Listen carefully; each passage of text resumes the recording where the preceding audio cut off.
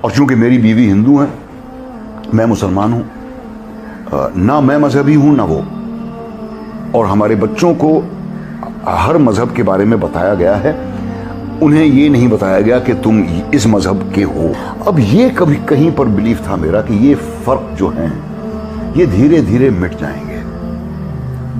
مجھے یقین تھا کہ ایک ہندو عورت سے شادی کرنا ایک ہیلتھی پریسیڈنٹ ہے، میں اسے کفر نہیں مانتا۔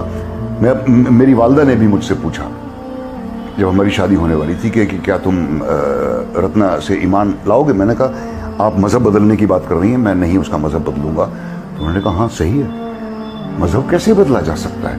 اب میری امی جو بنا پڑھی لکھی تھی، ایک بہت ہی آرتھوڈاکس قسم کے گھر میں ان کی تربیت ہوئی تھی، 5 وقت کی نمازی تھیں، زندگی بھر انہوں نے پورے روزے رکھے، حج بھی کیا، سب کچھ، لیکن انہوں نے تک یہ کہا کہ جو باتیں تمہیں بچپن میں سکھائی گئی انہیں بدل کیسے سکتے؟ مذہب بدلنا بالکل ٹھیک نہیں ہے۔ اچھا سوال ہے کہ اگر ایک مسلمان لڑکا ہندو لڑکی سے شادی کرتا ہے تو کیا وہ مسلمان لڑکا ہندو کے گھر میں جا کے نماز پڑھ سکتا ہے، اور کیا وہ لڑکی مسلمان کے گھر میں پوجا کر سکتی ہے؟ سب سے پہلے کچھ شرائط ہے ہر چیز کے۔ آپ اگر گاڑی رکھیں گے اور گاڑی کا ایک پہیہ رکھیں گے، سائیکل کا ایک پہیہ رکھیں گے، ٹریکٹر کا، تو گاڑی چلیں گی کیا؟ یا چاروں سائیکل کر دو یا چاروں ٹریکٹر کر دو؟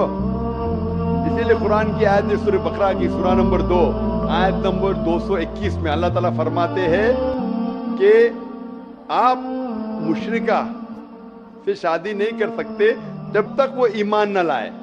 مطلب جو غیر مسلم ہیں اور شرک کر رہی ہے اس سے آپ شادی نہیں کر سکتے جب تک وہ ایمان نہ لائے۔ اور ایک ایمان لانے والی عورت چاہے کتنی بھی بدصورت ہو وہ ایک مشرکہ سے بہتر ہے۔ اور آگے آیت کہتی ہے کہ لڑکیاں مشرک لڑکے سے شادی نہیں کر سکتی جب تک وہ ایمان نہ لائے۔ ایک مومن آدمی چاہے کتنا بھی بدصورت ہو وہ بہتر ہے بنسبت جو شرک کرتا ہے۔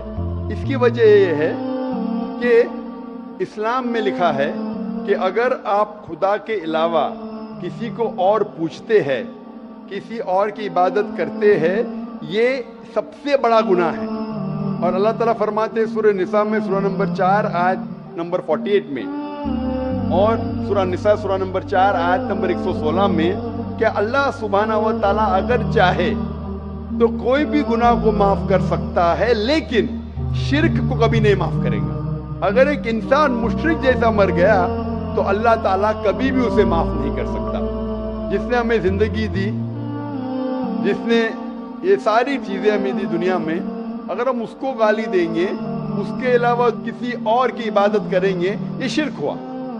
تو اسی لیے اسلام میں اجازت نہیں ہے کہ ایک مسلم لڑکا یا لڑکی کوئی مشرک لڑکا یا لڑکی سے شادی کرے، یہ اجازت نہیں ہے۔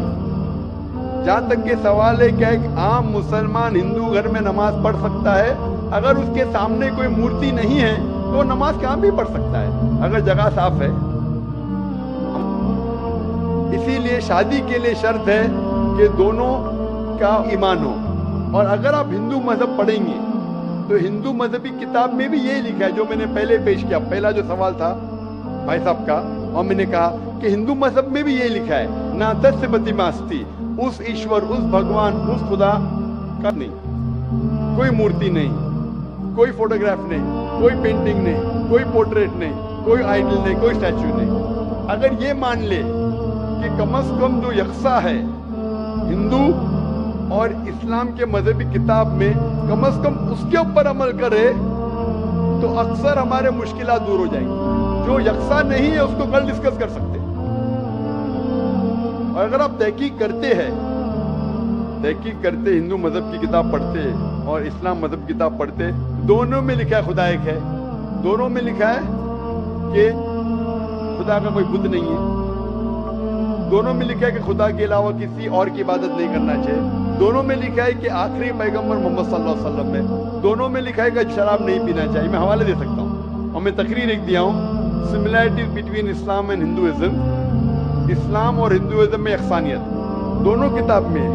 آپ اگر پڑھیں گے قرآن مجید میں سورہ مائدہ سورہ 5 آیت نمبر 90 میں لکھا ہے کہ شراب پینا حرام ہے. اب Manusmriti chapter number 9 verse number 225 پڑھیں گے, اس میں لکھا ہے کہ شراب پینا حرام ہے. قرآن میں لکھے سورہ مائدہ سورہ نمبر 5 آیت نمبر 3, سورہ بقرہ سورہ نمبر 2 آیت نمبر 173, سورہ انعام سورہ نمبر 6 آیت نمبر 145 اور سورہ نحل چیپٹر 16 ورس 115 میں حرمت علیکم المیتۃ والدم ولحم الخنزیر وما اہل لغیر اللہ بہ. کیا آپ کے لیے حرام ہے مرا ہوا گوشت, خون, سور کا گوشت اور وہ کھانا جس کے اوپر اللہ کے علاوہ کسی اور کا نام لیا گیا ہے. آپ اگر ہندو مذہبی کتاب پڑھیں گے اس میں بھی لکھا ہے کیا سور کا گوشت کھانا حرام ہے. اگر آپ تحقیق کریں گے کافی یکسانیت ہے. اسلام مذہبی کتاب میں لکھا ہے قرآن میں سورہ نور میں سورہ نمبر 24 آیت نمبر 30 اور 31 کے اندر حجاب کے بارے میں عورت کو الحمدللہ حجاب میں ہونا چاہیے, سر سے ڈھکا ہونا چاہیے اس کا جسم. آپ اگر ہندو مذہب کتاب پڑھیں گے رگ وید بک نمبر 8 میں لکھا ہے اور رگ وید بک نمبر 10 میں بھی لکھا ہوا ہے کہ عورت کو اپنے سر کے پلوں کو ڈالنا چاہیے چہرے پہ چاہیے.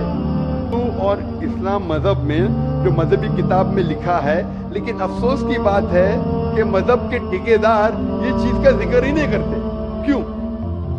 اسی لیے میں حوالے دیتا ہوں. میں کوئی عالم نہیں ہوں, میں کوئی پنڈت نہیں ہوں, میں اپنے آپ کو طالب علم کہتا ہوں, لیکن میں ہمیشہ حوالہ دیتا ہوں. تو کسی کو بھی شک ہے, کسی کو بھی شبہ ہے تو گھر پہ جا کے چیک کر سکتا ہے, یا انٹرنیٹ پہ جائیے, آپ ٹائپ کرو, ویز بھی انٹرنیٹ کے اوپر ہے, قرآن بھی انٹرنیٹ کے اوپر ہے, ٹائپ کرو, ریفرنس ٹائپ کرو, آپ کو حوالہ مل جائے گا.